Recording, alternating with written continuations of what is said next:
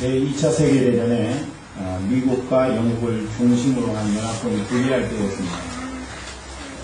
독일과 일본을 무찌르고자 했는데 전세가 여의치 않은 것입니다. 그때 이제 어느 쪽에도 가담하지 않은 소련이 있었습니다. 연합군 쪽에서는 이 전쟁을 승리로 이끌기 위해서는 소련과 동맹해야만 합니다. 당시 소련의 제1인자는 스탈린이었습니다. 하지만 스탈린은 알다시피 자기의 정치적인 입지를 위해서 수십만 명을 숙청한 독재자입니다. 전쟁에 승리하기 위해서 수십만 명의 무고한 생명을 앗아간 이 스탈린과 동맹을 맺어야 하나, 연합해야 되나. 여러분, 이것이 나중에 어떤 화를 불러일으킬지 전혀 예측할 수 없는 상황 가운데 처해 있었습니다. 그런데 그 당시에 미국 대통령이었던 루즈벨트가 이렇게 이야기를 했습니다. 지금 전쟁에 승리할 수만 있다면 악마와도 연합하겠다. 지금 전쟁에 승리할 수만 있다면 악마하고도 연합하겠다. 여러분, 이런 이야기를 했다는 것입니다. 1960년대 들어서 많은 사람들의 불길한 느낌은 현실이 되고 말았습니다. 당시 소련은 연합군과의 동맹 결과로 인해서 세계의 3분의 1을 빨간색으로 물들일 수 있었습니다. 이와 같이 우리가 이 땅을 살다 보면은 연합해서는 안 될 그런 상황이 놓일 수 있습니다. 동맹해서는 안 될 그런 대상인데 동맹해야만 되는 그런 안타까운 상황 가운데 우리가 처할 수 있다는 것입니다. 아무리 지금 내게 당장 유익을 준다고 할지라도 여러분, 아닌 것은 아닌 것이라고 하는 것입니다. 그런데 어디 그렇습니까? 아닌데도 불구하고 내가 살기 위해서는 연합할 수밖에 없는 그런 상황들이 우리의 삶 가운데 주어진다는 것이죠. 아닌 것을 다급하게 하게 되면 결국은 적과의 동침을 가질 수밖에 없다는 것입니다. 사랑하는 형제 자매 여러분, 인생 사시면서 분명히 이건 아닌데 하면서도 끌려가는 상황이 여러분의 인생 가운데 얼마든지 있을 수 있다는 거예요. 그때 저는 여러분들이 용기를 내서 아닌 것을 아니라고 하고 또 연합해서는 안 될 것을 연합해서는 안 된다고 그렇게 선택하는 주의 귀한 백성의 삶이 되기를 주의 이름으로 축원합니다. 오늘 말씀을 보면은 잘못된 동맹하는 내용이 기록이 되어 있습니다. 이 말씀을 통해서 내 삶 가운데 당장 내가 내 양심을 속이고 그리고 이건 아닌데 하면서도 끌려가는 상황에 대한 우리의 올바른 선택은 어떤 것인지에 대해서 여러분과 함께 이야기를 나누고 그것이 그리스도 예수 안에서 성공적인 삶을 살아가는 성공 경영이라고 저는 생각을 합니다. 말씀을 통해서 여러분 마음 심령 가운데 하나님의 뜻대로 응답하셔서 여러분 모두 다 인생 성공하시는 성공 경영의 축복자들이 되기를 주이름으로 축원합니다. 이스라엘은 하나님의 도우심으로 타직지세의 승리를 경험, 거칠 것 없는 승리였고 앞만 보고 가는 승리였습니다. 옆을 돌아보거나 뒤를 돌아보면서 불행하는 인생이 아니라 지금까지 우리가 너무나 잘했다. 하나님의 도우심이다. 하나님의 은혜다라고 할 그런 상황들이 이스라엘 백성들 가운데 처해진 상황이었다고 하는 것입니다. 이스라엘의 여리고와 아이성 점령 소식이 온 가나안 땅에 퍼졌어요. 사람들이 두려워서 떱니다. 이제 이스라엘이 언제 우리를 치러 올 것인가. 이것에 대한 고민과 괴로움이 가나안 땅에 살고 있었던 거민들의 당면한 문제였던 것입니다. 위기감과 긴장감이 가나안 모든 족속들에게 전달되었습니다. 그러니까 이제 여러분, 이대로 죽을 수 없다는 그런 절박감이 가나안 족속들을 연합하게 만듭니다. 우리가 이렇게 허무하게 이스라엘 백성들에게 질 수는 없다. 우리가 우리의 땅과 지금까지 살아왔던 삶의 기반을 이스라엘에게 넘겨줄 수는 없다. 이런 위기의식이 가나안 땅에 살고 있는 족속들을 연합하게 만들었다는 것입니다. 오늘 본문 1절부터 2절 말씀 읽어보면요, 어떤 족속들이 연합했는지 이야기를 하고 있습니다. 말씀을 읽어볼까요? 시작. 별강 같은 산지와 정지와 내방은 앞 대전에 있는 그 사람과 아모리 사람과 가나안 사람과 그리스 사람과 히위 사람과 여부스 사람의 모든 왕이 이 일을 듣고 모여서 일심으로 여호수아와 이스라엘을 더불어 싸우게 하더라. 6족속이 있습니다. 6족속이 동맹을 맺게 됩니다. 연합을 하게 됐죠. 그래서 이제 여호수아와 이스라엘에게 대적하게 됩니다. 여러분, 가나안 땅에 살고 있었던 6족속이 동맹을 맺어서 여호수아와 이스라엘을 대항하게 되면은 쉽지 않은 그런 상황이 펼쳐질 것이 눈에 분명하게 보일 수밖에 없습니다. 그런데 이 족속들 가운데 가나안 땅에 살고 있는 거민들 가운데 기브온 족속이 다른 족속과 연합하기를 거절하고 그리고 이스라엘 백성들과 하친하기를 원합니다. 물론 하친을 청했지만은 여러분 이들은 가나안 땅에서 없애야 될 명단에 속하는 족속이었습니다. 정상적인 방법으로 자기들의 정체를 밝히면은 하친하지 않을 것이 분명하기 때문에 이들이 꾀를 내게 됩니다. 이스라엘을 속이기로 작정을 한 것이죠. 방법은 뭐였느냐면은 사신을 뽑아서 아주 먼 곳에서부터 온 것처럼 조공을 드리는 것처럼 그렇게 해서 당신 나라하고 우리 나라하고 이렇게 평화롭게 형제의 나라로 됐으면 좋겠다. 이런 방식을 통해서 하친을 맺는 방법을 그들이 선택했다고 하는 것입니다. 최대한 불쌍한 표정을 지으면서 우리는 당신을 하나님 나라 믿는 백성들로서 우리도 그렇게 당신들과 조약하기를 원합니다 하는 그런 이야기를 하게 됩니다. 그런데 여러분 상식적으로 한번 생각해 보세요. 의복이나 음식이나 장비 등이 낡고 못 먹게 된 사실 행렬이 있겠느냐는 것이죠. 평화조약을 내기 위해서는 최고의 것을 갖고 다니고 그리고 썩을 것이나 부패될 것을 갖고 다니지 않게 되죠. 그리고 뭐 어린 아이들이 동네 소풍 가는 것 마냥 이렇게 준비해서 가지는 않는다는 것입니다.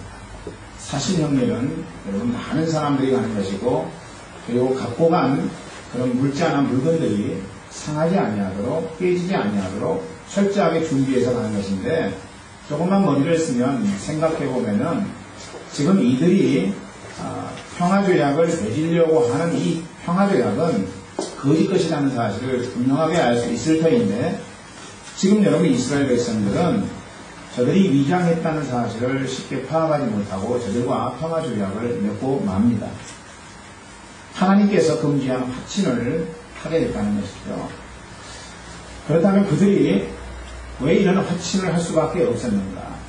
오히려 기본 범인을 무찌르고 그들을 다 없애야 되는데 그럼에도 불구하고 그들은 위장하고 온 그들과 화친을 맺을 수밖에 없었다.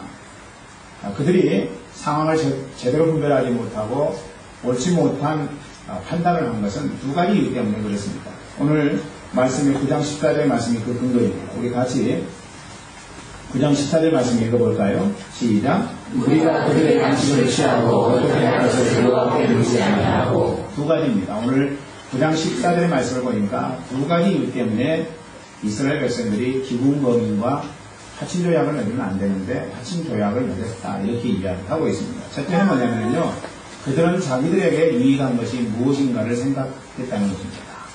자기들에게 유익한 것이 어떤 것인가.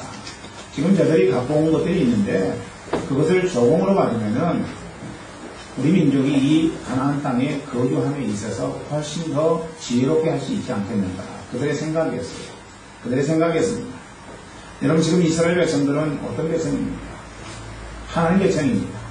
적어도 그들이 하나님 백성이라면 하나님이 어떻게 말씀하시는지 하나님 뜻에 움직여야만 하는 것입니다. 그런데 그들은 하나님 백성임에도 불구하고 하나님의 말씀을 따라 판단하거나 결정하지 아니하고 자기들의 유익이 있느냐 없느냐에 따라서 결정을 하게 되더라는 것입니다. 여러분 적어도 그들이 해야 될 작업은 뭐였느냐면 하나님 이 족속이 우리와 하친하기 위해서 왔는데 하나님 당신의 뜻은 무엇입니까? 저들이 많은 물건을 가지고 왔는데 이것이 우리 민족이 이곳에서 뿌리 내리는 데 상당히 도움이 되는 것들입니다. 그렇다면 하나님, 우리가 어떻게 해야 되겠습니까? 적어도 이런 질문 정도는 이스라엘 백성들이 하나님 백성이므로 하나님 앞에 해야 되지 않았겠는가? 그런데 여러분, 이스라엘 백성들이 공교롭게도 그런 질문을 하나님 앞에 하지 않았다는 것입니다. 하나님 우리에게 기대하는 것은 무엇입니까? 하나님 우리에게 바라는 것은 무엇입니까? 하나님이 우리에게 기뻐하시는 것은 무엇입니까? 하나님, 당신께서 우리가 어떻게 하면 우리에게 대해서 선하다고 말씀하시겠습니까? 여러분, 이런 질문들을 하나님 앞에 했어야겠는데 이스라엘 백성들은 그런 질문을 하지 않았다는 것입니다. 그리고 나서 이스라엘 백성들이 가장 중요한 원리는 뭐였느냐면 단순히 자기들에게 유익한 것이 무엇인가 이것을 구했다는 것입니다. 지금 우리에게 유익한 것이 어떤 것인가? 여러분, 그리스도인들이 신앙생활을 하면서도 내게 지금 유익한 것이 무엇인가 이것을 구할 때가 굉장히 많이 있습니다. 하나님의 뜻과는 전혀 상관없이 내게 이익된 것이 무엇인가, 내가 지금 바라고 있는 것들이 이런 것들인데 하나님과 상관없이 내가 바라고 있는 것들을 이 대상이, 이 단체가 나에게 줄 수 있겠는가, 교회가 이런 것들을 나에게 공급해 줄 수 있겠는가, 예수 믿는 사람들의 생각이 거기에 비치고 있다는 것입니다. 굉장히 잘못된 거예요. 그건 아니죠. 예배 드리면서도 그 예배를 통해서 나에게 어떤 도움이 있겠는가, 예배 드리면서 하나님 앞에 예배하는 영혼이 적어도 예배를 통해서 내게 이런 유익점들이 있지 않냐면 그런 예배는 나는 드리고 싶지 않아. 이게 여러분 오늘 현대 크리스찬의 모습이라면은 하나님 기뻐하시지 않을 것이라는 거예요. 기도하면서도 기도를 통해서 나에게 어떤 이익이 무엇인가 이것을 기대한다면요, 그것은 기도의 기능을 이미 상실한 것이라고 저는 생각을 합니다. 기도의 가장 중요한 원리는 무엇입니까? 하나님과 내가 교제한다는 것 아니겠습니까? 하나님과 내가 교제한다는 이 중요한 원리가 사라져버린다면 아무리 기도에서 하나님으로부터 내가 그 어떤 것인가를 전치한다고 할지라도 그것은 하나님 앞에 기도에서 얻는 기도가 아닐 것이라는 것이죠. 교회를 선택해도 내게 어떤 유익을 줄 수 있겠는가? 70년대, 80년대 초반까지 한국의 그리스도인들은 교회를 선택할 때 도대체 저 교회가 나를 위해서 줄 것이 무엇인가? 내가 이 교회를 다니면 어떤 유익점들이 있을 것인가? 이런 것에 근거해서 교회를 지원하지 않았습니다. 내가 하나님 앞에 헌신하고 그리고 하나님 뜻대로 살아가도록 만들어주는 교회인가? 훈련을 통해서 하나님의 선하시고 기뻐하시고 온전하신 뜻이 무엇인지 가르쳐주는 교회인가? 목사님은 어떤 분인가? 성도들은 어떤 분인가? 여러분, 이런 것들이 교회를 결정하는 중요한 요소가 됐다고 하는 것입니다. 그런데 요즘은 그렇지 않아요. 교회를 결정하는 것 중에 가장 중요한 것은 뭐냐면은 분위기예요. 분위기. 나에게 기쁨을 줄 수 있는 분위기인가? 나에게 평안을 줄 수 있는 교회인가? 내가 이 교회 다니면 우리 가족들이 함께 유익을 누릴 수 있겠는가? 그래서 교회 프로그램이 너무 많아요. 그렇지 않습니까? 세상의 학문을 교회 안에서 많이 이용하고 있고, 더군다나 하나님과 전혀 상관없는 심리적인 부분들이 교회 안에 얼마나 많이 자리 잡고 있는지 몰라요. 안타까운 부분들이 많이 있습니다. 곰곰이 생각해 보면요, 세상 학문에서 사람을 이용하는 것을 교회 안에서 너무나도 많이 이용하고 있어요. 하나님을 섬기는 그 본질적인 내용들은 사라져버리고 어느새 우리 안에는요, 세상 사람들이 누리고 즐길 만한 내용들이 교회 안에도 있으면요 몰리는데, 그렇지 않냐면 그 교회 사람들이 몰리지 않는 모습으로 우리는 많이 목격하고 있습니다. 개척교회에 사람들이 안 옵니다. 조그마한 교회에 사람들이 모이지 않는 이유는 무엇입니까? 피곤하거든요. 내가 어느 정도 무엇인가를 헌신하고 감당해야만이 교회가 이끌려가는 거거든요. 건축하는 교회에 사람들이 오지 않는 이유는 뭐예요? 건축한 건 강조하면 부담스러운 거죠. 그래서 여러분 교회 가지 않아요. 건축하는 거예요. 여러분 이런 이야기를 하고 싶은데 상투적인 이야기라고 여러분 생각하지 마세요. 너무나도 복을 많이 받았기 때문에 말씀드리는 거예요. 어느 교회가 건축을 하게 되면요, 그 건축하는 교회에 내가 몸담고 있다는 건 여러분의 축복입니다. 그 생각하세요. 조금 불편하고 조금 힘들어도 교회가 건축함에 있어서 헌신해보세요. 하나님이 여러분의 인생을 어떻게 쓰시는가, 어떻게 축복하시는가, 여러분 가문 가운데 하나님이 어떤 모습으로 응답하시는가. 저는 여러분들이 축복의 주인공들이 되기를 원합니다. 축복의 증인들이 되어야 된다는 것이죠. 한번 시험해보세요, 여러분. 하나님이 교회 건축하는 자 이외에 어떤 은혜를 허락하시는지. 하나님의 방법대로 하는 건축은요, 그래서 여러분 아주 귀중하고 소중한 것입니다. 저는 여러분에게 지금까지 건축 헌금하라는 말 한 번도 해본 적이 없습니다. 여러분들이 다 알아서 하셨죠? 앞으로도 마찬가지입니다. 여러분 건축 헌금하세요. 저는 이런 부담감 여러분에게 주지 않으려고 합니다. 건축은 하나님의 방법으로 하는 거예요. 아멘. 아멘. 여러분들이 적선하듯 헌금하는 그것을 통해서도 건축이 이루어질 수 있지만은 자원하고 기쁨으로 하는 헌금이 아니라면은 저는 그런 헌금에 대해서 강요하지 않을 것입니다. 하나님이 하시도록, 그리고 저 또한 여러분 또한 하나님의 방법대로 건축하도록 할 것입니다. 그것이 하나님의 방법이니까 그래요. 그런데 현대인들은요, 혹시라도 담임 목사가 건축하면서 성도들에게 작정하세요 이런 이야기 할까봐 그런 교회는 아예 처음부터 발을 내딛지 않습니다. 그런 사람들이 많이 있어요. 우리 교회는 없지만은 다른 교회는 많이 있어요. 안타까운 현상입니다. 이것이 내게 축복인데, 하나님 앞에 헌신할 때마다 하나님 내 인생을 붙들어 주시는데, 적어도 하나님 살아계시다라고 하는 하나님을 향한 믿음만 있다면은 두려울 거 뭐 있겠어요? 아멘? 두려울 것 없어요, 여러분. 아무것도 두려운 것 없습니다. 여러분, 현재인들에게 어김없이 나타나는 게 뭐냐면요, 인본주의예요. 인본주의가 너무나도 많이 자리 잡고 있어요. 도대체 내가 이 행위를 하면은 내게 어떤 이익이 있느냐는 거죠. 이게 인본주의입니다. 그래서 내게 이익이 없으면요, 아무리 강조해도 한 귀로 듣고 한 귀로 흘러버린 마이동풍의 모습이 오늘 현대 교인들이 얼마나 많은지. 여러분 그렇지 않습니까? 내게 관심이 있는 것, 내게 매력을 주는 것, 내게 느낌 있는 것, 필이 오는 것, 이런 것만 여러분이 관심을 갖고 있지 않아요? 그러니까 저는 상당히 놀라는데요. 제가 여러분에게 매 주일마다 교회 주보의 교회 소식란을 통해서 여러분에게 광고를 하죠. 그런데 예배에 참석한 사람들 중에서도 70%는 광고를 듣지 않는다는 것입니다. 나에게 해당하는 광고만 듣는다는 거예요. 무관심입니다. 무관심. 인본주의의 가장 큰 적은요, 나에게 이익을 주지 않는 것에 대해서는 무관심하다는 거예요. 아무리 제가 여러분에게 형제자매들을 사랑하십시오, 형제자매들을 섬기십시오, 하나님이 우리에게 예수 믿을 때 두 가지 기본적인 은사를 허락해 주셨습니다. 더 큰 은사를 위해서 하나님 앞에 기도하십시오. 그렇게 해서 얻어지는 은사가 아니라 예수 믿기만 하면 하나님께서 우리에게 허락해 주신 기본적인 은사 두 가지가 있습니다. 그건 무엇인가 하니 주는 것과 섬기는 은사입니다.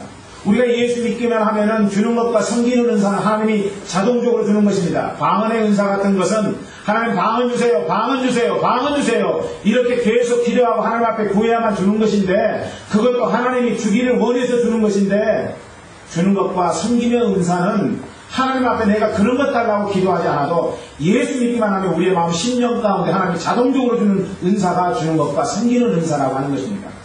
하나님이 우리에게 주는 것과 섬기는 은사를 주셨는데 오늘날 많은 크리스찬들이 주지 않아요. 섬기지 않아요.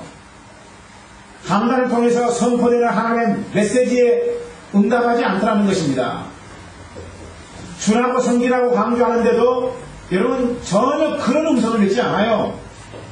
내가 받을 것은 무엇인가, 내가 섬김을 받을 것은 무엇이고, 내가 저 사람으로부터 챙길 것은 무엇인가, 이것을 생각하는 것이 오늘 현대 크리스찬의 삶의 모습이라면 이건 잘못되고 한참 잘못된 것이라고 하는 것입니다.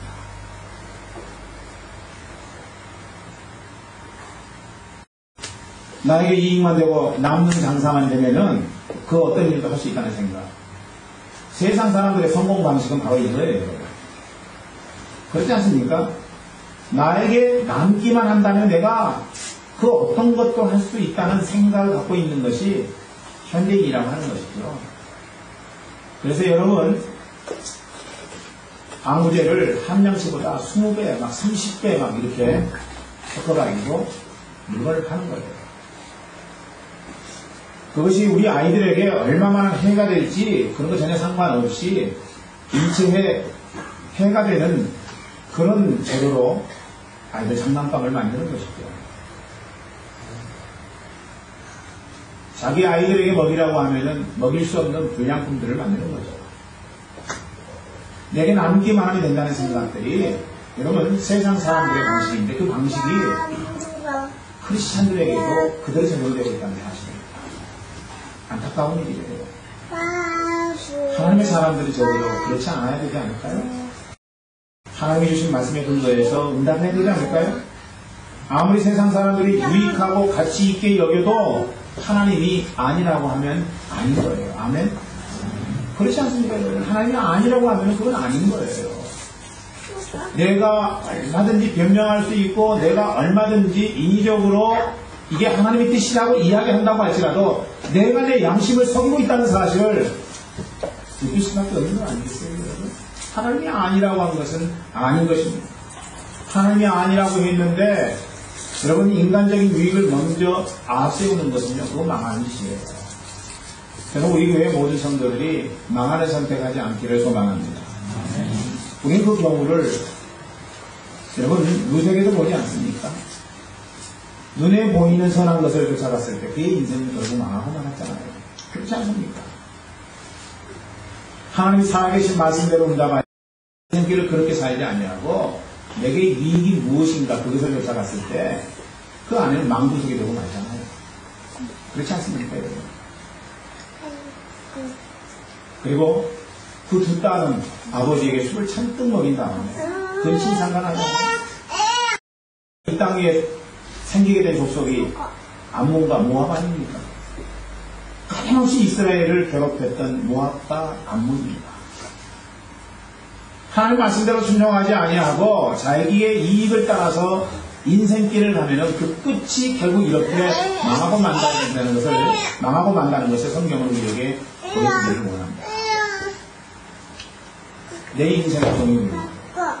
하나님 앞에 섰을 때 여러분 우리는 룩과 같이 내 인생이 하나님 앞에 복받은 인생이 아니구나라는 사실을 발견하게 될 거예요. 이 땅에 살면서는 잘하지 못할 수 있습니다. 왜냐하면 내가 살아가고 있는 삶의 방식을 많은 사람들이 잘했다고 칭찬해 주기 때문에 그래요. 아, 그 인생 괜찮네? 이렇게 인정해 주기 때문에 그래요. 아, 저 사람만 같으면 되겠다. 박수 쳐주기 때문에 그래요. 하나님의 살아계신 법칙과 원리에 의해서 인생을 살아가는 것이 아니라 세상 사람들이 살아가는 방식으로 인생을 성공했다고 착각한다면요, 그런 인생은 하나님 앞에 섰을 때 후회해도 늦으리 인생이 되는 것입니다. 안 돼요. 그때의 후회가.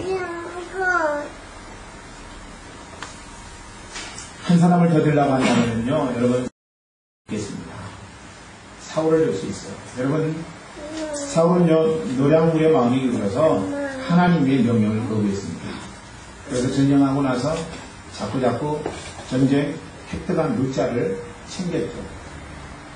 사무엘이 여러분 전쟁이 끝나고 나서 진중에 와보니까 음메하는 소리가 들려요. 이 양과 염소 소리는 무슨 소리입니까? 이 소 소리는 무슨 소리입니까? 그랬더니 사울이 뭐라고 이야기해요? 전쟁에서 획득한 것인데 하나님 앞에 드리기 위해서 실하고 좋은 것들로만 남겨놨습니다. 그 말이 맞는 말입니까? 변명이죠. 변명이에요. 이야기할 것이 없으니까 자기의 입장을 변호한 것이 지나지 않다는 것입니다. 그때 여러분 사무엘이 뭐라고 이야기합니까? 순종이 제사보다 낫다고 이야기했습니다. 순종이 제사보다 낫다는 것입니다. 하나님 앞에 불순종하고 하나님 앞에 제사 드리는 것, 하나님의 말씀대로 살지 아니하고 하나님을 예배하는 것, 하나님이 기뻐하지 아니하신다는 사실을 성경은 우리에게 고발하고 있습니다. 사랑하는 형제자매 여러분 어떻습니까? 우리에게 세상 줬는 이익이 없다고 할지라도 여러분 가난한 하나님 명령 줬는 게 오히려 하나님 없는 성공보다 훨씬 나을 거라고 저는 여러분에게 말씀드리기를 원합니다. 그렇지 않아요 여러분? 가난한 하나님 명령 줬는 거 이게 여러분 부한 세상 줬는 것보다 훨씬 낫다는 거예요. 우리 교회 모든 분들이 부한 하나님 명령 줬는 것 이것이면요 할렐루야 더 다를 것이 없겠지만요 하나님 없는 부한 것 줬는 것보다는 가난한 하나님 명령 줬는 것 이것을 여러분 마음 가운데 새기시고 그 말씀 앞에 하시는 여러분의 삶이 되시기를 주 이름으로 축원합니다. 그것이 바로 여러분 그리스도인이 실패하지 않을 비결이에요. 자기 이익보다도 오늘 이 순간 내게 말씀하시는 하나님의 명령은 무엇인가? 하나님 마음을 소유하는 것. 하나님에게 주신 마음이라면 그 마음대로 내가 살아가는 것 이것이 우리에게 먼저여야 된다는 것입니다. 두 번째로 여러분 이스라엘 백성들은 왜 기부원금과 합친을 하게 되느냐? 첫 번째로는 하나님 원하시는 뜻대로 응답하지 않냐고 자기 유익이 무엇인가를 구했기 때문에 그런 일이 없었던 것이죠. 두 번째로는요 여호와께 묻지 아니하고 자기들 생각으로 결론을 내기 때문에 그러겠다는 것입니다. 여호와께 구하지 아니하고 성경의 말씀은 그렇게 우리에게 진단해주고 있죠. 우리가 인생 살면서 두고두고 경계해야 될 것 하나가 있어요. 여러분 그게 뭐냐면요 여호와 하나님께 응답받고 이 일을 시행했느냐 시행하지 않았느냐 하는 것입니다. 여호와 하나님 앞에 내가 응답받고 지금 행하는가 아니면은 인위적인 내 생각, 내 방법, 내 지혜대로 이 일을 행하고 있는가. 성경에 기록된 대부분의 실패는 여러분 다른 것 아니에요. 뭐냐면요 하나님께 묻지 아니하고 행한 것이라고 하는 겁니다. 우리는 지난 몇 주 동안에 여호수아가 실패할 때마다 범한 실수 하나를 보았어요. 그 실수 하나가 뭐예요? 하나님의 명령 없이 행한 것이었다. 이런 거예요. 하나님의 명령 없이 우리가 행하게 되면요 우리는 실수를 범할 수밖에 없습니다. 그렇습니다. 하나님의 명령 없이 행하는 것은요 망조들 일이라고 하는 거예요. 그럼 우리 교회가 그래서 이제 하나님 뜻 알기 위해서 기도하는 교회가 되기를 원합니다. 하나님 앞에 기도를 해야 돼요. 하나님 뜻 알려면 기도보다 앞서는 무기는요 우리의 삶 가운데 존재하지 않기 때문에 여러분 기도처럼 큰 무기, 좋은 무기는 존재하지 않습니다. 바빠서 기도 못하는 어리석은 인생 여러분 그런 인생이 되기를 원하십니까? 그렇다면 여러분 그런 인생을 살기를 원한다면 각오하세요. 그 인생 속에 실패는 보장되어 있다는 사실. 하나님의 말씀하심 없이 내 생각대로 움직이면요 그건 아무리 땅에서 성공이어도 실패일 수밖에 없다는 것입니다.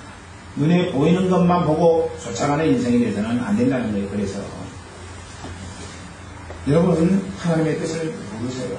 하나님 뜻 묻고 응답받는 인생이 되어야 됩니다. 자, 이스라엘의 실패는 바로 여기서부터 온 것입니다. 자기의 유익을 구했고요 하나님의 뜻을 묻지 않았다. 여기서 여러분 이스라엘이 실패한 것입니다. 하나님의 기쁘신 일인가를 우리가 생각지 않고 그리고 하나님께 질문하고 응답받으면서 인생길을 나가지 않는다는 것 이것이 여러분 이 땅을 살아가는 그리스도인들에게 다가오시는 가장 큰 시험이고 실패라고 하는 것입니다. 그러면 역으로 우리가 생각을 해봐서 내 이익보다 하나님의 선하시고 기뻐하시고 온전하신 뜻을 행한다. 할렐루야. 내 이익보다는 하나님이 기뻐하시는 일, 하나님이 바라시는 일, 하나님이 내가 해주기를 원하시는 것, 그 일을 행한다. 또 내 지식을 의뢰하기보다는 하나님 앞에 묻고 하나님께 순종하는 삶. 그렇다면 그런 인생 속에는 성공이 보장되겠는가? 여러분부터 말씀드린다면요, 제가 분명하게 말씀드리지만 성공합니다. 성공해요.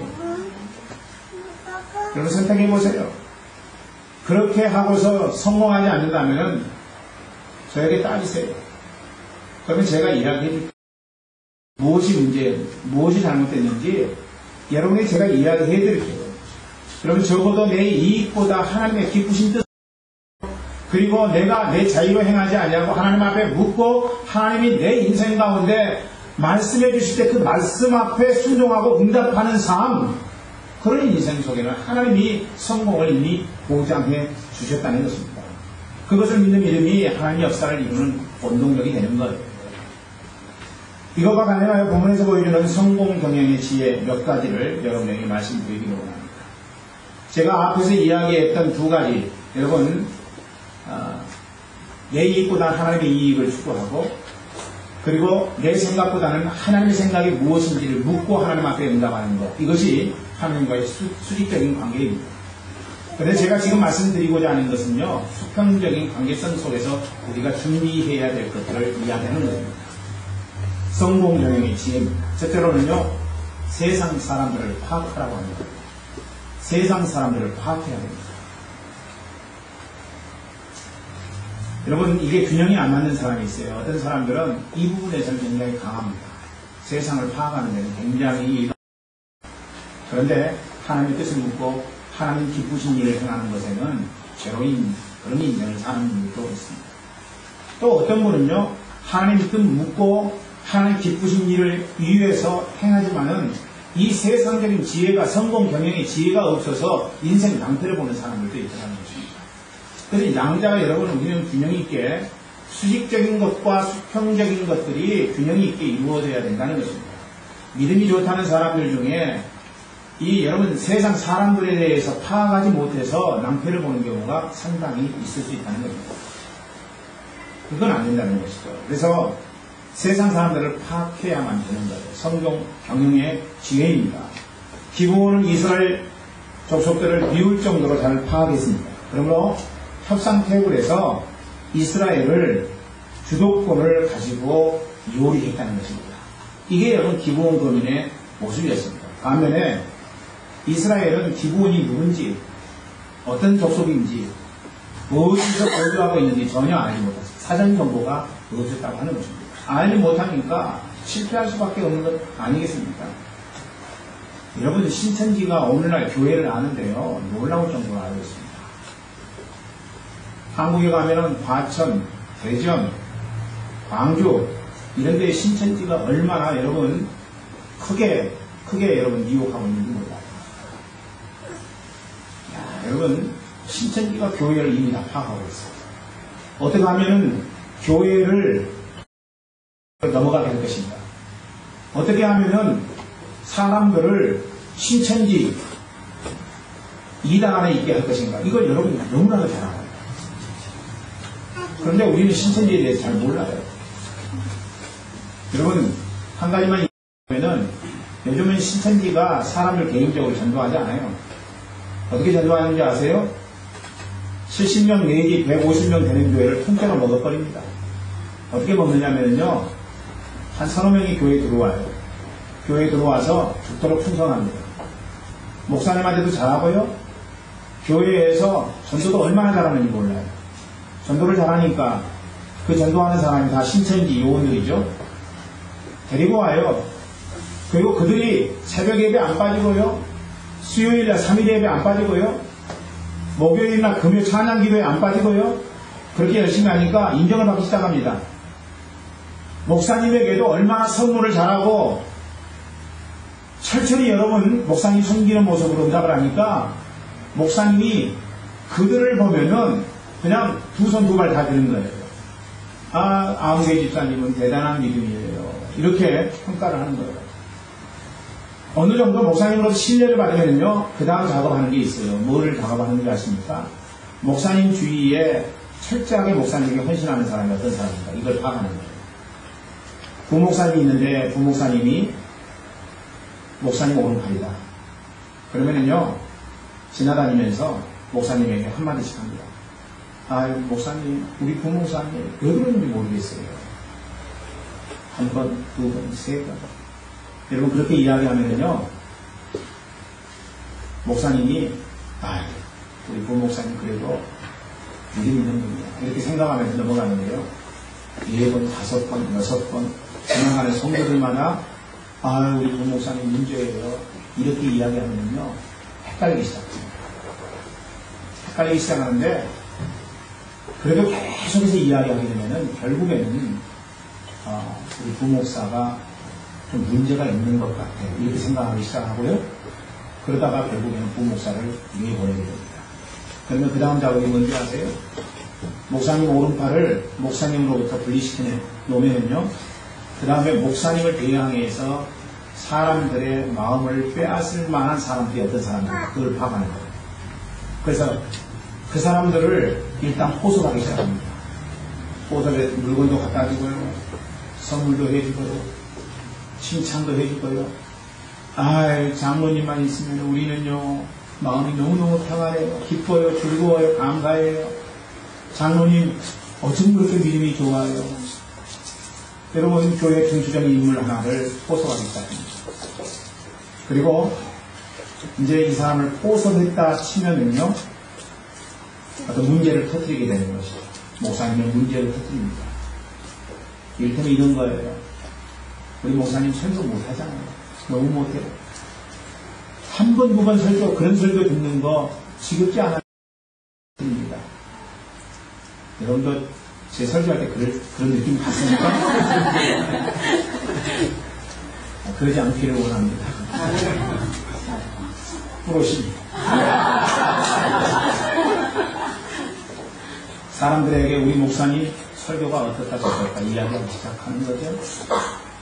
결정적인 때 목사님의 문제를 터뜨리게 되는 거예요. 그래서 목사님 편보다 장로님 편이 더 많다고 생각할 때쯤에 그렇게 문제를 일으켜서 목사님 이런 문제 있기 때문에 우리 교회 목사님으로 정당하지 않습니다. 목사님 쫓아내는 거예요. 가서 신천지 교회 사람들 담임 목사로 창립하는 거죠. 그러면 그 교회는 신천지 교회 대단한 거예요. 사람들의 마음 심리를 파악하는 거예요. 사람들의 크리스찬의 기본적인 스타일들을 파악하는 거예요. 여러분 놀라운 일입니다. 우리가 너무 신천지를 몰라요. 신천지는 우리를 잘 알아요. 그러니까 현대는 정보전인데 정보를 모르면요 패배할 수밖에 없다는 것입니다. 정보전에서 밀리면 승리할 수 없어요. 여러분 물건을 팔더라도 고객의 수요를 모르고 어떻게 물건을 팔 수 있겠어요? 우리 가게에 오는 사람들의 스타일이 어떤 스타일인지 그거 분별하지 아니하고서 어떻게 계속해서 잘 나가기를 판매하기를 기대할 수 있겠느냐는 거죠. 적어도 여러분 컴퓨터에다가 이 가정의 스타일이 어떤 스타일인지 그것을 기록하고 그 사람이 좋아하는 것을 해줄 수 있는 그런 상황이 되지 않냐면 여러분 우리 인생 살면서 승전보를 올리기가 어렵다는 것입니다. 저 가족의 생일은 어떠한가? 참 여러분 일목요연하게 그렇게 기억하고 있어야 되지 않겠어요? 그거 기억한다면요 간단한 선물 하나를 통해서 그 가정의 마음을 완전히 사로잡아버리는 거죠. 이런 작업을 우리가 하지 않는다면 여러분 성공을 기대할 수가 없다는 것입니다. 이런 작업을 해야 된다는 거예요.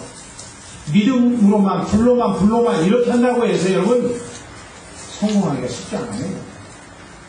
그러니까 적어도 우리가 기본적으로 하나님의 뜻을 알고 내 이익을 구하지 않고 하나님 뜻을 구한다면요 그 다음에 우리가 해야 될 작업은 세상을 아는 일에 우리가 혼신의 힘을 기울여야 된다는 거예요.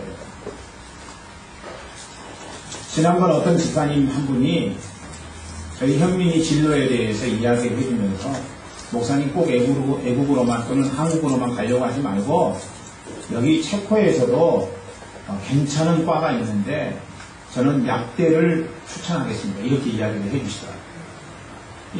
쭉 설명을 하는데 너무나 지혜로운 거예요. 그래서 이 미국 보내야 되겠다 이런 생각만 했는데 또는 한국에 보내야 되겠다 이런 생각만 했는데 아니라고요. 체코에서도 얼마든지 그런 부분에서 보내면은 성공적으로 할 수 있지 않겠는가 여러분, 여러 가지 이야기를 해주시는데 약대 괜찮아요. 제가 생각해보니까 약대 괜찮은 것 같아요. 근데 여러분 자녀들 미국이나 한국으로만 보내려고 하지 말고 약대 보내보세요. 사업도 할 수 있고 약국 차릴 수도 있어요. 큰 돈 드는 거 아니잖아요. 그러니까 이게 여러분 공부도 5년밖에 하지 않습니다. 그러니까 공부 끝나고 나면 약국 차릴 수 있거든요. 약국 차리지 못하면은 사업을 할 수도 있어요. 약 파는 사업을 할 수 있잖아요. 그게 굉장히 좋은 것 같아요. 제가 그 이야기를 듣고 나서 박수를 쳤습니다. 속으로. 아, 이런 방법도 있겠구나. 여러분, 우리가 세상 학문에 대해서, 세상 사람들에 대해서 파악해야 돼요. 지혜롭게 파악해야 된다고 하는 것입니다. 이게 없으면은요, 아무리 믿음 좋아도 하나님의 특별한 간섭하심과 역사하심이 아니면은 우리가 이 땅에 살면서 승리하기가 쉽지 않더라고 하는 것입니다. 그래서 여러분, 사람을 파악해야 된다는 거예요. 저들을 배워야 된다는 것입니다. 도대체 저들이 무엇을 생각하고 무엇을 원하는지 우리가 우리의 삶 가운데 자꾸자꾸 그런 공부를 해야 된다는 거예요. 레슨 받지 않냐고 해서 어떻게 우리가 알 수 있겠느냐는 것이죠. 두 번째로는 여러분, 세상 지혜입니다. 사람의 마음을 파악하라고 하는 것입니다. 마음을 파악하라고 하는 것입니다. 사람을 파악해야 되고요, 마음을 파악해야 된다는 거예요. 이스라엘의 실수는 무엇입니까? 기브온 족속을 예모로 판단했다는 것입니다. 기브온 거민이 여러분 다 떨어진 신발, 옷을 입고 왔고 상한 음식을 갖고 왔을 때 이 사람들이 정말 멀리서 우리하고 합친하기 위해서 왔는 모양이구나. 여러분, 이렇게 이스라엘 족속이 생각했다는 것입니다. 여러분, 뱀같이 우리가 지혜로워야 되는 이유가 바로 여기에 있다는 것입니다. 그냥 눈에 보이는 것, 이면에 있는 저들의 생각이 무엇인지, 저들의 마음속에 품고 있는 생각이 무엇인지 우리가 그것을 분별해야 된다는 것입니다. 지금 저 사람이 나에게 거짓말을 하고 있는 것인지, 거짓말을 하지 않고 진리를 말하고 있는 것인지 우리가 파악할 수 있어야 돼요, 여러분. 그렇지 않습니까, 여러분? 저 사람이 지금 나를 속이는 것인지 속이지 않는 것인지 사람의 마음을 파악해야 된다는 것이죠. 그걸 분별하기 위해서 우리의 마음 가운데 있어야 되는 게 있어요. 그게 뭐냐면요, 영성이라고 하는 것입니다. 영성이 있어야 돼요, 영성이. 영성은 그런데 하루아침에 생기는 것 아니에요. 내가 오늘부터 3일 동안 금식해야 되겠다, 요이동 한다고 해서 여러분 영성이 생기는 것 아니에요. 영성은요, 경건의 훈련을 통해서 우리의 삶 가운데 오는 거예요. 깨끗이 하는 거예요.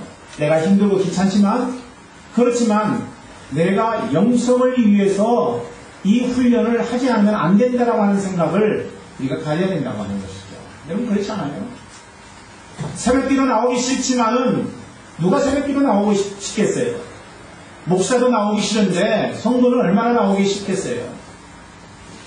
그렇지 않습니까? 목사는 사회비라도 받지요. 그러니까 성도들에게 나 이만큼 일합니다, 이거 보여주기 위해서라도 새벽기도 나와야 되잖아요? 그런데 성도는 뭐 새벽기도 나온다고 해서 돈이 생깁니까? 뭐가 생깁니까? 그런데 나오기 싫죠. 그런데 여러분 아셔야 돼요. 새벽기도 주님 앞에, 새벽을 깨우면서 주님 앞에 믿음으로 응답하게 되면요, 그의 삶 가운데, 인생 가운데 영성이 생기게 된다는 것입니다. 어떤 사람이든지 어떤 분야에 대해서 계속 훈련하고 연습하고 그러면요, 전문가적인 상태가 되게 됩니다. 그걸로 벌어먹고 사는 것 아니에요? 마찬가지로 오늘날 크리스찬들도 계속해서 훈련하는 거예요. 무슨 훈련요? 경건의 훈련을 하는 거예요. 주님 앞에 나와서 새벽을 깨우는 훈련을 하게 되면요, 그의 인생 속에 하나님의 놀라우신 은총이 임하게 되고 영성이 소득이 되는 건 아니냐는 거죠. 영성이 생기게 되면은 하나님 마음을 분별할 수 있어요. 저 사람이 지금 나를 속이는지 속이지 않는지 느낌으로 알 수 있는 거예요. 여러분, 알고도 속고 모르고도 속는 거예요. 알고도 속을 때가 있어요, 목사는요. 몰라서 속는 줄 아십니까? 알면서도 속는 거예요. 저 사람이 지금 이야기하는 거 분별하지 못해서 넘어가는 줄 아십니까? 아니, 알면서도 주님의 의를 이루기 위해서 때로는 속아주는 거예요. 그렇지만 영성을 통해서 저 사람의 심리를 파악하고 있기 때문에 넘어지지 않아요. 당하고 나면 넘어지죠. 그러나 당할 줄 알고 있기 때문에 넘어지지 않는 것입니다. 영성이 소유돼야 돼요, 우리 가운데. 여러분, 그러기 위해서 해야 될 작업이 뭐냐면 경건의 훈련이라고 하는 거예요. 경건의 훈련. 저는 우리 교회 성도들이 경건의 훈련을 하기를 원합니다. 다른 것 훈련하는 것보다도 우리의 삶 가운데 해야 될 것은 뭐냐? 경고의 훈련이에요. 그래야지 이 땅을 지혜롭게 살아갈 수 있다는 것입니다. 저 사람이 나를 속이는지 속이지 않는지 이거 할 수 있는 것 아니냐는 거예요. 끊임없는 경건의 훈련을 통해서 여러분이 외모로 판단하기보다는 마음을 파악할 수 있는 상태가 되는 것. 그것이 오늘 우리가 이 땅을 살면서 성공 경영하는 지혜로운 방법 중에 하나다. 이것을 여러분 놓치지 말게 주 이름으로 축원합니다. 세 번째로는요, 고독을 극복하는 거예요. 고독을. 이스라엘 백성들의 원래 신분은요, 뭐였어요? 종이었습니다. 노예였어요. 노예였습니다. 하나님 은혜로 그들이 출애굽했고 광야 40년 동안 생활했고 그리고 하나님 은혜로 요단강 건넜고 지금 여리고성과 아이성을 무너뜨리고 가나안 땅 거민들을 벌벌 떨게 만들었을 뿐입니다. 원래는 종이었습니다. 몇 년 동안 종이었어요? 400년 동안 종이었습니다. 그 10분의 1, 40년 동안 자유했을 뿐입니다. 하나님 은혜로. 그러니까 이들의 상태는요, 종의 신분이 더 많이 자리 잡고 있는 상태라고 하는 것입니다. 언제 그들이 다른 민족에게 대접 제대로 받은 적이 있어요? 대접 받은 적 없습니다. 따가운 눈총을 받고 멸시를 받았어요. 여러분, 역사 속에서 유대인들은 늘 있었잖아요. 얼마나 벽이 싫으면 사람들이 그렇게 싫어했을까요? 유대인들 가까이 오면은요, 냄새 난다고 하고, 지저분하다고 하고, 여러분 그렇게 이야기했을까요? 상대하기 싫은 그런 족속임에 분명했습니다. 그런데 성경에 나와 있는 이스라엘 백성들의 모습을 봐도 그들이 대접을 받아 전혀 없더라는 것입니다. 그런데 그들은 8절 말씀을 보니까 뭐라고 이야기합니까? 8절 말씀 읽어볼까요? 시작. 그들이 여호수아에게 이르되 우리는 당신의 종이니이다. 기본 거민이 이스라엘 족속에게 와서 뭐라고 이야기했냐면 우리는 당신의 종입니다. 당신들의 종입니다. 이 이야기를 한 거예요. 생전 받아본 적 없는 환대와 환영, 그리고 그들의 대접에 눈이 멀어버리고 말았습니다. 야, 이런 역사도 있구나. 그러고 나서 올바른 판단을 하지 못하고 해서는 안 될 일을 하고 만 것입니다. 사단은요, 우리 주위의 사람들을 통해서 부드럽게 다가옵니다. 사랑의 모습으로 다가오고, 그 사람처럼 사랑이 많은 사람 나는 처음 봤다. 이렇게 다가오는 거예요. 내게 맞지 않은 융숭한 대접을 해줘요. 남들은 나에게 꼬투리 잡고 시험들 일을 주었는데 나를 정말 알아보는 것 같아요. 나를 대접해줘. 나를 VIP 취급해줘. 얼마나 좋은 일입니까? 필요한 것을 채워주고 조건 없는 배려를 해줘. 그래서 그 사람에게 빠집니다. 나중에는 헤어나올 수 없는 상태가 되는 거예요. 못 파는 여인을 포석할 때 포조들이 그렇게 하죠. 이미 빚진 상태에 있을 때에는 어떻게 할 수가 없는 거예요. 그 빚진 것 때문에 몸 팔아야 됩니다. 처음에는 옷도 사주고 거주할 수 있는 집도 해주고 그렇게 하다가 완전히 자기들 손아귀에 들어오게 되면요, 이제 노예처럼 부려먹는 거예요. 사단이 여러분 그렇습니다. 외로운 날, 고독한 날, 그런 날을 미혹하는 거죠. 사람들을 통해서. 여러분, 사람들을 통해서 다가오는 분이 지나친 친절과 사랑 한번 생각해 볼 필요가 있습니다. 적어도 저 사람이 하나님의 말씀대로 살고 있는 하나님의 은혜 안에 빠져서 사는 인생입니다. 이거 분별하지 않고 그냥 인간적으로 나에게 달려있기 때문에 다가오는 사람, 고독에서 덥석 물면요, 여러분 끓고 다치는 때가 올 수 있습니다. 경계해야 돼요. 그래서 여러분, 우리의 인생에 고독감이 밀려올 때 나에게 잘해주는 사람에게 덥석 무는 그런 잘못된 판단을 하게 되는 때가 있는데, 고독감이 밀려오면요, 외로움의 현장에 남아있다는 그런 적막감이 있게 되면요, 우리가 해야 될 작업은요, 사람 붙잡는 거 그게 아니에요.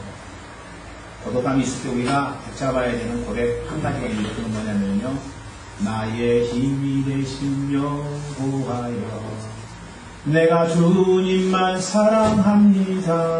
할렐루야. 이 고백이 있어요. 나의 힘 되신 여호와여 내가 주님만 사랑합니다.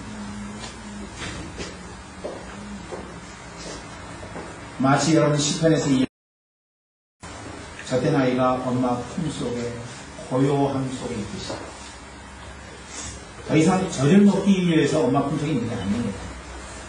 이미 젖을 뗐기 때문에 젖이 중요하지 않아요. 그렇지만은 엄마 품속에 있는 그 평안감, 기쁨이 그를 사로잡기 때문에 젖을 주지 않는다 할지라도 엄마 품속에 있는 거예요. 여러분 마치 젖된 아이처럼 우리가 하나님의 품 안에 있어야 됩니다. 하나님 나를 붙들어주시는 놀라우신 사랑, 그 은혜. 내가 어떤 상황, 어떤 환경 속에 있다 할지라도 주님을 끝까지 붙들고 나가는 사람 의지하지 않겠습니다. 사람 내가 바라보지 않겠습니다. 고독감이 밀려온다 할지라도 오늘 이 시간 주님만 바라보고 있습니다. 이 고독. 여러분 이것이 성공 경영의 제가 여러분에게 말씀드리는 세 번째 지혜라고 합니다. 오늘의 말씀을 가진 거였어요. 어떤 결정을 하라는 것입니까? 나의 유익보다는 하나님 기뻐하시는 결정을 하라는 것입니다. 또한 내 지혜와 지식보다는 하나님께 묻고 응답받아는 결정을 하라는 것입니다. 이것과 연관해서 수평적인 세 가지 지혜를 여러분에게 말씀드렸죠. 세상 사람들을 파악하라는 거예요. 세상 사람들을 파악하라고 하는 것은 세상을 파악하는 것도 포함되어 있습니다. 뿐만 아니라 나를 미혹하기 위해서 다가오는 사람들의 마음, 심리를 파악하라고 하는 거예요. 저 사람이 어떤 사람입니다.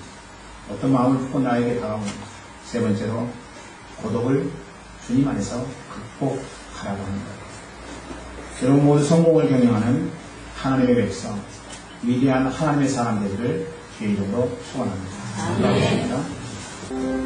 아들을 보내는 부모의 마음을 주께서 평안으로 인도하여 주십시고 살든지 죽든지 주를 정기 여기며 주 앞에 기도하는 헌신된 자로 주께서 붙들어 주시옵소서. 지금은 우리 주 예수 그리스도의 놀라우신 은혜와 아버지 하나님의 극진하신 사랑하심과 성령의 감화 내를 충만하시며 하나님 말씀대로 그전 내 유익을 구하지 아니하고 하나님이 기뻐하시는 일에 응답하기를 원합니다. 뿐만 아니라 하나님 사람들과 세상을 파악할 수 있는 지혜를 허락해 주옵소서. 내게 다가오는 미혹하는 많은 사람들의 마음 심리를 하나님 알 수 있도록 도와주셔서 뱀같이 지혜로운 자가 되기를 원합니다. 이렇게 주님 앞에 고백하면 애로움의 현장 속에서도 고독감의 현장 속에서도 낭망하지 않고 전능하신 하나님 그분을 바라보며 그분 안에서 힘을 얻기를 다짐하는 주님의 귀한 백성들 머리 위에 인생 위에 지금부터 영원토록 함께 하시기를 간절히 축원하옵나이다. 아멘.